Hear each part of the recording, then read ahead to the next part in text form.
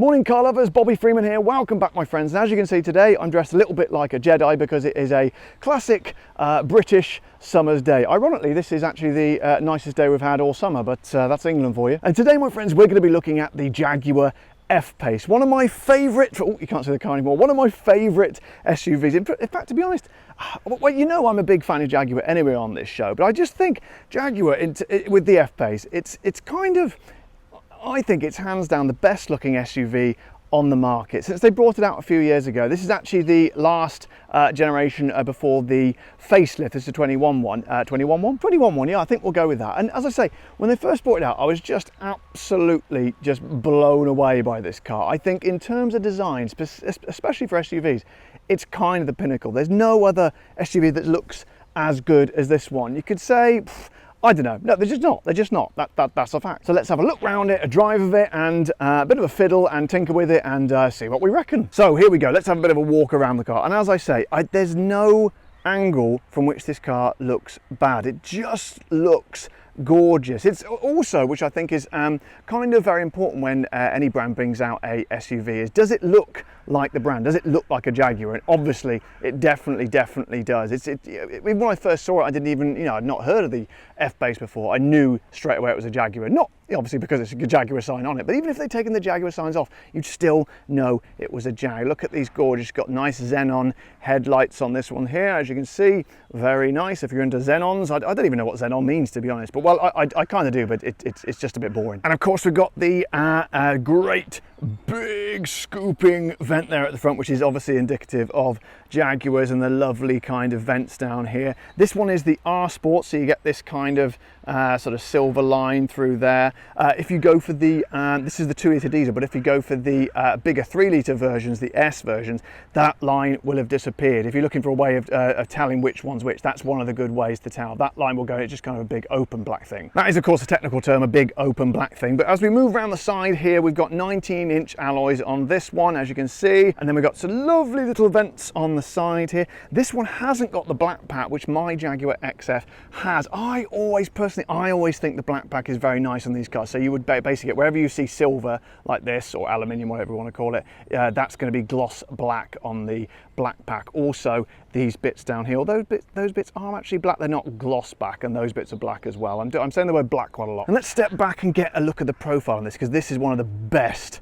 And I mean, look at that. It's just a thing of beauty. It's so just nice and poised. It looks like it's moving. It looks like it's moving fast. I always think that's a good sign of a good-looking car, when it looks like it's moving even when it's not. And as we come around the sides, this one's got the blacked out privacy glass in the back, which is very nice. Another diamond cut alloy there, which is, not surprising, seeing as though there's one on the front. And as we come around, again, another fantastic angle. I love the lights on the back of this car. I don't know why. I really kind of like this kind of slightly rounded drop bit there. It just kind of, they've got rid of that on the newer model of this, and I kind of thought that, because it's lifted straight out of the F-Type, of course, and I just kind of, I don't know, it kind of pleased me. I'm not sure. I mean, maybe I'm on my own there, but I like it. As we come round the back here, again, looks kind of, well, there's a common theme going here. It just looks kind of cool. It's beefy, it's substantial, it just looks kind of, reassuringly brilliant. And as I get to this point, I kind of think, is there any point going all the way around? Because it kind of looks the same as the other way. Let's do it anyway, but I don't really want to walk on the dirty leaves, because I've got box flash trainers on, as you can see. So I think we're gonna get a very close up of the, oh yes, look at the paintwork. Look at the beading. Look at the beading on the paintwork. What else can I do from close up? Door handle. Oh, look at the door handle. Oh, look at some lovely trainers. Okay, I think you get the general idea there. Let's have one more just look around the front, because I just love it. I'm going to treat you to another, just look at that, and just let's have another look. I'll treat you to around here as well. I'm going to run, look at the way the camera's jiggling up and down. Oh my god, that is a good looking car. Okay, I think I better finish this section of the video before I start, I don't know, just licking it or trying to mate with it or something. So let's have a look at the boot, shall we? Should be an auto tailgate on this. It certainly is. Look at that great boot. A gaping open like that. You've got 650 litres of your finest litres. 50 litres of your finest litres? 650 of your finest litres is a better way of saying that. It's gigantic, it's huge. Could I get inside it?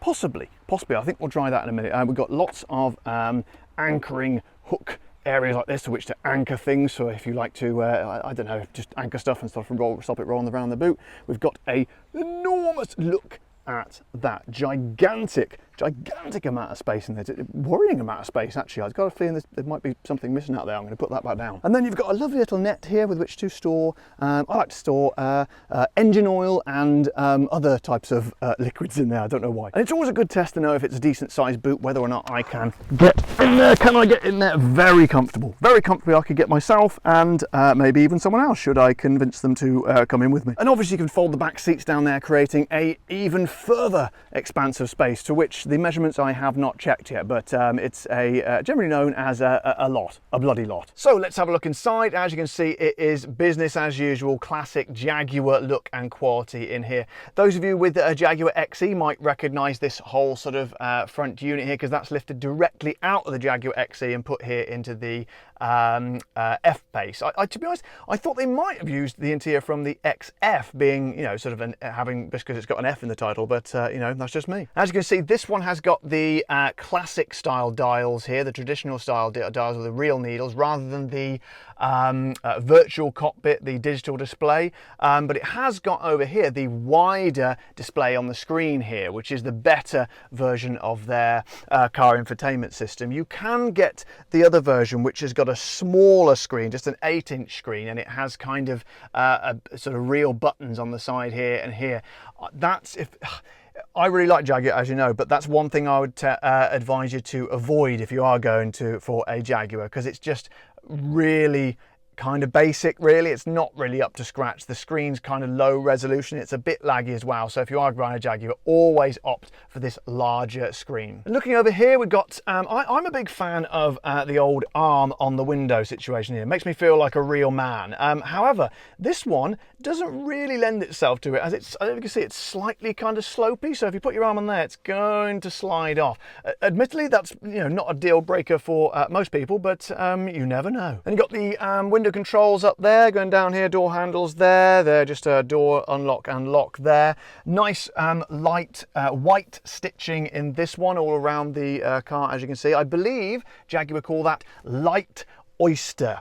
I honestly don't know where they get these names from, to be honest. Incidentally, this car is chorus grey. Now, I don't know who's thinking up these names of these colours for things, because I just think they're plucking them out of a hat, because what's chorus? I've no idea what chorus is. In fact, you know what? I'm going to look it up. Okay, I've just looked up chorus, and it is, in fact, a small village in Wales. So, go figure, to use an American phrase. And as you can see, the classic Jaguar steering wheel here, which is going to be, this is the steering wheel you'll get throughout the range. Well, this is the R Sport model, obviously, but on all the other R Sports and things, you will recognise this steering wheel to keep, well, they'll tell you it's to keep a linear sort of feel throughout the range, but actually, I think it might be more to do with saving money. But I like it all the same. It's very, very nice. It's got the little thumb things there. I don't know what those things are actually called, but I really like them to rest my thumb there. It's got lovely kind of feel. I like the sort of smooth feel of this aluminium. It's very, very nice. Same on there for the little Jaguar thing, and obviously you've got the R Sport logo there. And I mentioned the infotainment system. Very, very good. Lovely big screen there. You've got all your your climate control stuff there. Push button start here, which is it won't do it. Well, I always like this. It's a lovely touch. If I open the door and close it, yeah, there we go. You've got the nice, can you see that on the video? Just about. It doesn't show it. There we go. You got like the throbbing sort of heartbeat on the start stop, which I think is absolutely awesome. Well done, Jaguar. And of course the I'll start the engine just so that pops up. Look at all, you get the gear lever. It's not really a lever, is it? Gear knob, which always rising rather sort of satisfyingly out of the center console there. All your different driving modes there, of course. I'm just going to turn the engine off because it's a little bit loud. Down here, you've got the different drive modes. You've got like your auto start stop. This changes it to dynamic mode, and then eco, and then this sort of winter mode as well if you're ever driving on ice. And then as we come down here, we've got the cup holders here, which can be drawn over like that in a lovely, nice, I'm not sure if it's called piano black. It used to be called piano black when I used to work for Porsche, but anyway, it's nice shiny black. Covers over the cup holders. If you're offended by the sight of cup holders, this is excellent. You can cover them up like that. Over here, you've got another different driving mode here, and then you've got the obviously parking brake there. This little section there to keep, what could you keep in there? Maybe 1 or 2 Maltesers. Now then, here we go. Let's check out the armrest. Nice work. Better than over here, obviously, when your arm slides off. Let's check out the storage in here. Oh, wow. Surprisingly modest storage. Storage. That is a combination of a storage and a tourist. But anyway, let's have a look what we've got in here. We've got some lovely classic USBs here. A nice 12-volt charger in there. How deep is it? Not actually very deep. You could probably get about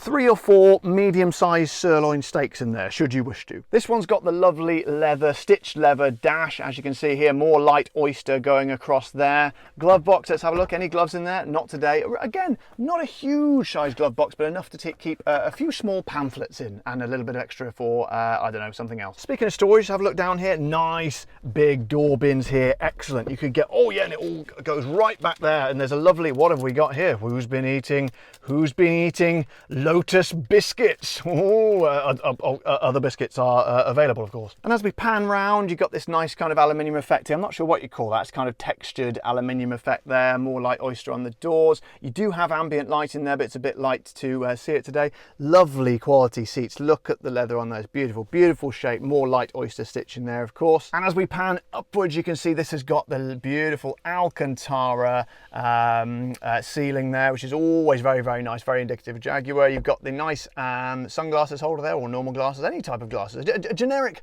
glasses holder, I think we'll say. So that's the front. I say we crack on and check out the back. So here we are in the back of the F-Pace. And as you can probably tell, this is a SUV. So there is a beautiful, lovely, luxurious amount of room in the back. I am a strapping 6-footer, as we know, and I have lots and lots of lovely leg room here. I'm very, very comfortable. A headroom, excellent as well, and this one has got the panoramic roof as well, which I'll have a look at in a bit.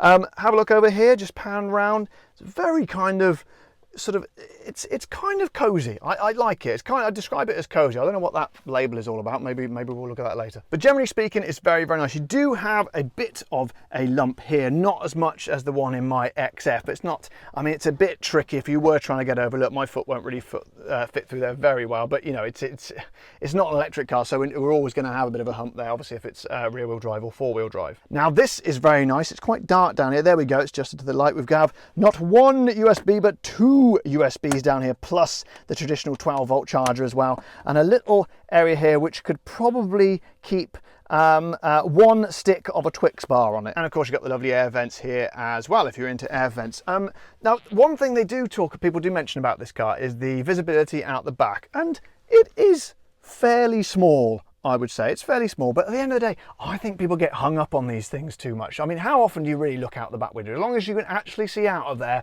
I don't mind. I think that's great. So I mentioned earlier about the panoramic roof. I want to show you that now because I think you kind of benefit more from it when you're in the back. So let's have a look. If I press the thing now, is it going to work? It's probably not. I'm going to have to reach through and, pardon me being really close to the camera, press the ignition button there. It should work now. So here we go. This is now panning back, as you can see. It does take quite a while, as you can see, to get all the way back, but you know what, I'm in no rush. And there we go, it fully opens. As you can see, it's kind of, I don't know if I look any more illuminated, if I look any better, but I feel kind of illuminated, and I like it. But obviously this is always a lovely, lovely option to have. You can see obviously it's a very drizzly, rainy day, as you can't really see much out of there, but I remember talking to my son about this. He's 8 years old, and I told him when you've got a panoramic roof, that means when you're driving at night, you can look up and see the stars, and that basically made his day. So if that's not a reason to get a panoramic roof, then I don't know what is. And again, as I pan round through the car, I don't know if you really sort of can tell, you know, it looks any different, but to me it kind of feels very sort of airy, very, very nice. It's just a lovely option to have. So what's it like to drive? Well, the first thing that kind of strikes you is it feels kind of, for what looks like a fairly substantial size SUV, it feels kind of smaller than I was expecting when you get in it, but I mean that in kind of a good way. You know, it feels kind of nimble. It feels like you could, you know, sort of thread it through, you know, small village roads or even around the town, which is kind of nice. It's not like a great big cumbersome behemoth like a Range Rover or something. It's kind of, you know, a lot more usable. And I think that's kind of what more and more people are looking for these days. I think, you know, there's a huge rise in the, you know, sort of a smaller SUVs, the smaller SUV market. And I wouldn't say this is a smaller SUV, but it's kind of doesn't feel as big as perhaps you would think. And also, of course, what a lot of people are going to be looking for is it sporty? Does it feel sporty? Because it kind of, bills itself as a kind of a sporty SUV, particularly this one as it's the R Sport. And the answer is 100% yes, it definitely feels sporty. You can feel that kind of, that Jaguar sports car breeding in there. Maybe not to the level of a Porsche Macan, but not far off. It feels kind of firm, planted on the road. You put it through a few corners. This is not corners, but I'm just sort of weaving it in the road a little bit, and there's virtually no body roll at all. I mean, it's a pretty firm ride, and this has got the standard suspension. If you go for the bigger engine cars, the 3 litre, that gets the adaptive dampers, which feels a little bit more kind of, I don't know, sort of slightly less harsh, but still, this is not bad at all. And I really like that when you get the best of both worlds in something. So you get in the space of an SUV, but that kind of sporty feel as well. I think that's great. It's something that more and more people, I think, are looking for in the SUV market. So I'm just throwing it into a fairly sharp corner here, and again, as I say, virtually no body rolls. Feels very nice and flat through there. It's lovely. I mean, I'm not going to be 4-wheel power sliding this thing, but it certainly feels pretty planted. And as I said, this one is the 2 litre diesel, and I kind of thought when I first got into it, I'm thinking, 2 litre diesel in a car this size, is it going to be a little bit kind of, yeah. But I tell you what, if I put it in dynamic mode and put my foot down, whoa, that is a nice amount of torque. It's really nice. Don't know why you want anything else, to be honest. In terms of visibility, the front window is absolutely massive. I don't really like that word, but I'm going to use it in this situation because it seems appropriate. It's massive. It's colossal, and I think what it lacks in the rear window, it more than makes up for in the front window. And let's face it, that's what the majority of the time. Hopefully, that's where you're going to be the way you're going to be facing. But that's really nice. I'm really pleased with the acceleration on that. That's great. Obviously, you can, if you want more, you can go for the 3 litre version, but I tell you what, I think this is probably the one that most people are going to be going for, and I tell you what, I don't think many people are going to be disappointed. So guys, my verdict today, I'm a big fan of Jaguar on this show. You all know that. I've got my own Jaguar. I've got an XF. So, but I'm in no way, sort of biased towards them or affiliated with them or indeed paid by them. I wish I was, but I'm not. But I just honestly can't fault this one at all. I'm trying to find some sort of critique in an area where it's not very good, but it's just brilliant in every way. It looks fantastic. It drives absolutely beautifully. I suppose what you're going to compare it to, the competitors, closest competitors, probably going to be the Porsche Macan. And as I say, yeah, I think perhaps in terms of driving dynamics, the Porsche perhaps sort of got a slight edge over the F-Pace, but for me, that is more than eclipsed by the way that the F-Pace looks. So I think in terms of that, it really has got it hands down over the competitors. It's got great space inside, wonderful practicality in terms of boot space and rear leg room, and fantastic cockpit space, lovely driving position. And again, you can upgrade to the higher engine if you want, but to be honest, this is going to be enough for most people. It's got a hell of a lot of poke. It drives beautifully. It just feels really poised on the road. So I would say if you are in the market for an SUV, you don't want something gigantic like a Range Rover, but you don't want to go to the smaller end, to the micro SUVs, this is absolutely perfect. And I think I defy anyone who drives it not to love it. I haven't spoken to anyone who doesn't love it, so I don't think that trend's going to break anytime soon. So guys, thank you very much for watching my video today. I hope you enjoyed it, found it useful and informative. If indeed you did, don't forget to press the like button on the video and subscribe to my channel if you haven't already, or if you want to support the show, head over to the Patreon page or click the button below this video to become a YouTube member. But until next time guys, I am Bobby Freeman. Drive safe.